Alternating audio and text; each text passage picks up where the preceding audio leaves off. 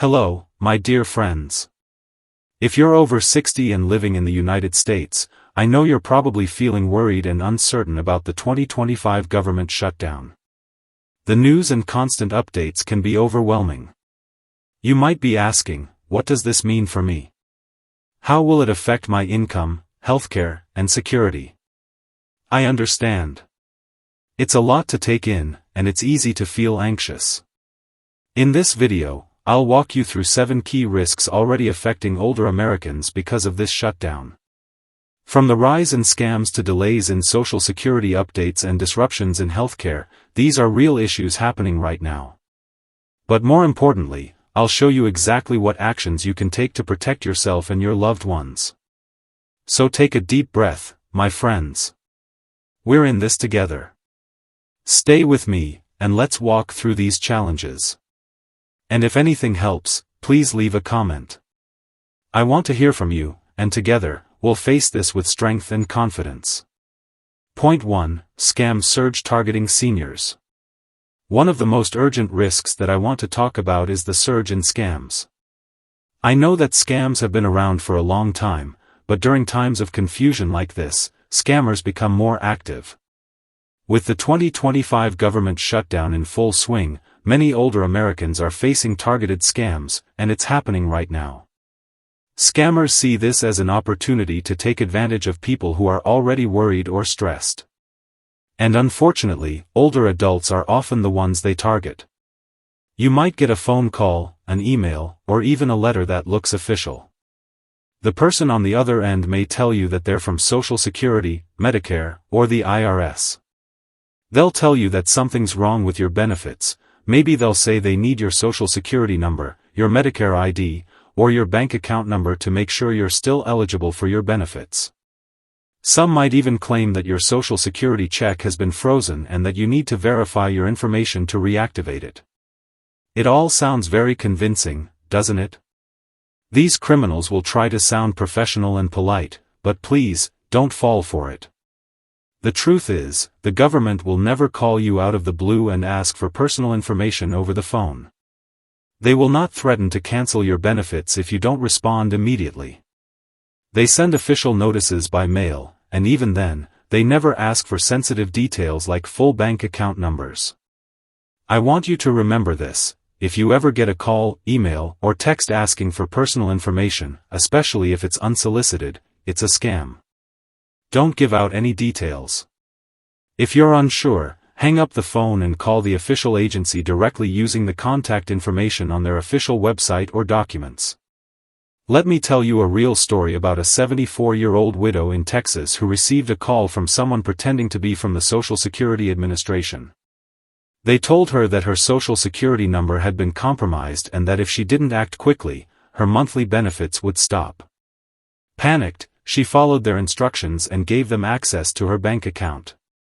Within 24 hours, she lost $12,000. This is heartbreaking, but it's also preventable. So, please, if you receive any unsolicited messages, don't engage. Protect yourself and your financial future. Also, if you're unsure about any calls you receive, freeze your credit. It can help prevent fraudsters from opening accounts in your name. Point 2. Social Security COLA 2026 Delay. Now, let's talk about something that affects every senior receiving Social Security benefits: the Cost of Living Adjustment, COLA, for 2026. Each year, the Social Security Administration, SSA, calculates whether your benefits will go up to keep up with inflation. The COLA is supposed to help you cope with the rising costs of things like food, gas, and medical expenses. But because of the 2025 government shutdown, there's a delay in the release of critical data needed to calculate the COLA. This data comes from the Bureau of Labor Statistics, and it's based on something called the Consumer Price Index, CPI, which tracks how much everyday items are costing. But right now, because of the shutdown, the Bureau has had to pause the release of this important information. That means the SSA may not be able to calculate your COLA adjustment on time, or even accurately. For millions of seniors, this means not knowing how much they'll be getting in Social Security benefits for 2026, and that can be a huge worry. For those of you living on a fixed income, not knowing how much you'll get next year can make it very hard to plan. You may be wondering, how can I budget for my housing costs, my medications, my groceries, or transportation if I don't know how much I'll be getting? And I understand how stressful that uncertainty can be. Now, I want to reassure you, your current Social Security payments will not stop during the shutdown. However, the delay in the COLA adjustment means that many of you will have a harder time planning for the future. And that can be especially hard for those already struggling to make ends meet. So, what can you do? First, I encourage you to stay informed.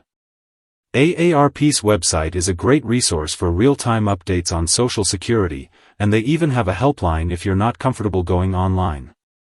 If you have a friend, family member, or neighbor who may not be aware of these delays, please reach out to them. Let them know what's going on, so they're not caught off guard when it's time to plan for next year. Point 3. Telehealth Disruption. For many of us, especially as we get older, going to the doctor's office isn't always as easy as it used to be. Maybe it's the physical strain, the cost of transportation, or the fact that you live far away from the nearest healthcare provider.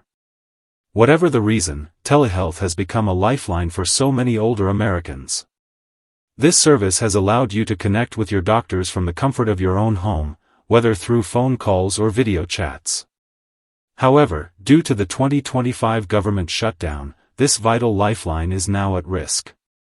Medicare, which provides health insurance to people over 65, expanded telehealth services after the COVID-19 pandemic to help seniors access healthcare without needing to leave home. It was a game changer, especially for those living in rural areas or dealing with mobility issues. But now, many telehealth services are being disrupted because of staffing shortages and a halt in funding caused by the shutdown. Hundreds of clinics that rely on federal support to provide remote care are either postponing appointments or canceling them altogether. Even the technology support teams that help seniors connect to these virtual visits have been furloughed. This isn't just an inconvenience, this is a health risk. For example, imagine being an 80-year-old person with diabetes and heart disease who lives in a small town where the nearest specialist is over 100 miles away. Last month, you were able to speak with your cardiologist every 2 weeks using your tablet, but now that care has stopped. You're left wondering what happens next, and no one has answers. So, what can you do? First, I recommend reaching out to your local clinic or Medicare Advantage provider to see if they are still offering telehealth services. Some private insurers are continuing to cover virtual care, even while federal programs are on hold. Second, if telehealth isn't available, talk to your family or a caregiver about setting up in-person appointments. I know it might take more time and effort, but it's better than going without care altogether. Finally, if you haven't already, it's time to start advocating for yourself. Contact your local representatives and let them know how important telehealth services are to you. The more seniors who speak up, the more likely it is that these services will be restored when the government resumes operations. You deserve to have access to healthcare, whether that's in person or from the comfort of your own home. Point 4. IRS Delays. Now, let's talk about something that might not always be at the forefront of your mind, but could have a significant impact on your wallet: the Internal Revenue Service, IRS, and the delays in critical tax-related services caused by the government shutdown.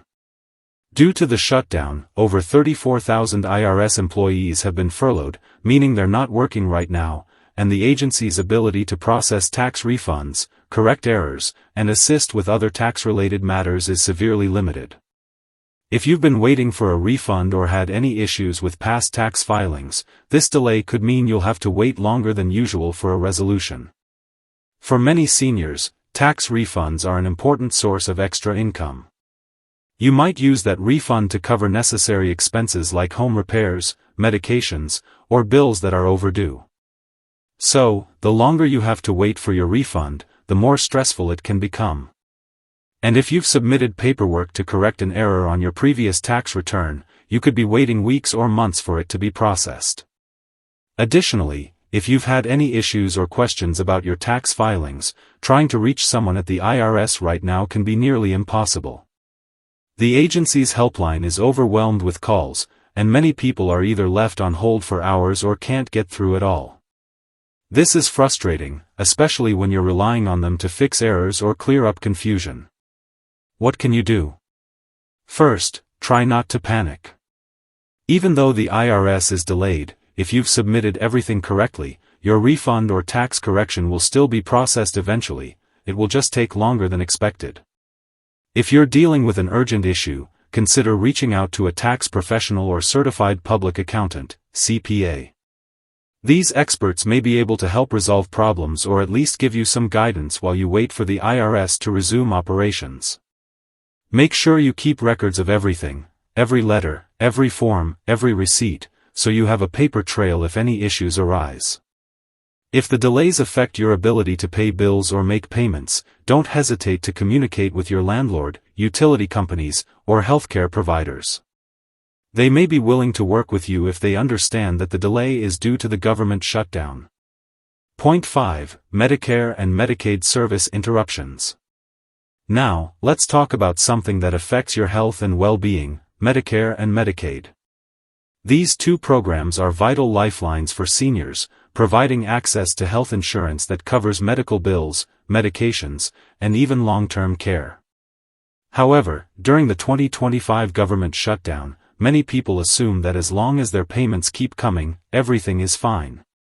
Unfortunately, this isn't the full picture. While payments for Medicare and Medicaid are continuing, the services that support those payments are being severely delayed. This includes the people who help manage your benefits, those who answer your questions, process changes to your plans, fix errors, or even help you switch plans. The problem is that many of these federal employees have been furloughed, which means they are temporarily out of work. This is causing delays and disruptions in getting the support you need when something goes wrong. For example, let's say you need to change your Medicare plan because your doctor no longer accepts your insurance. Normally, you could call the Medicare support line to ask about new plan options, but now you might be stuck waiting for weeks to get a response. Or maybe you've had a billing issue, and you're trying to get it resolved, but no one is available to help you.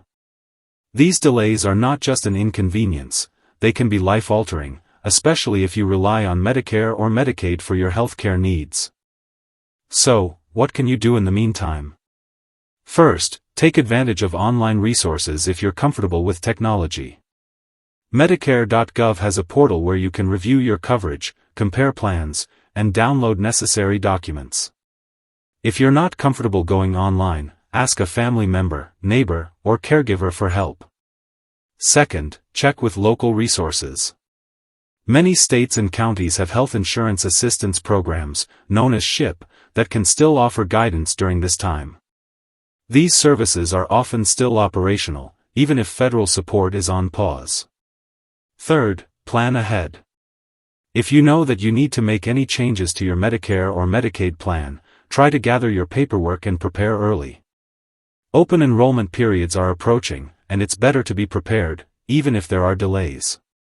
If you need assistance, consider reaching out to local senior centers, community health programs, or even trusted family members to help you make the necessary changes. Lastly, be patient with yourself. Navigating healthcare systems, especially during a shutdown, is complicated and stressful. It's okay to feel overwhelmed. But by staying informed, reaching out for help, and being proactive, you can minimize the impact of these disruptions on your health care. Point 6. Food assistance at risk. Now, let's talk about something that impacts us every single day, food. For many older adults, food assistance programs are not just a luxury, they are a lifeline.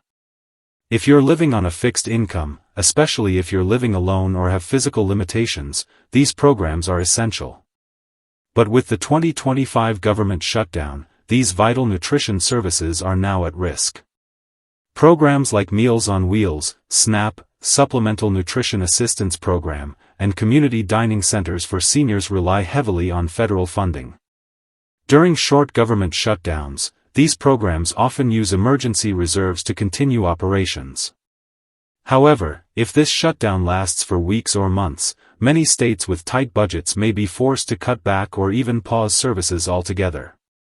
This means fewer home-delivered meals, fewer grocery vouchers, and fewer safe spaces for seniors to gather and eat together. For seniors living alone or with limited mobility, these disruptions are especially dangerous.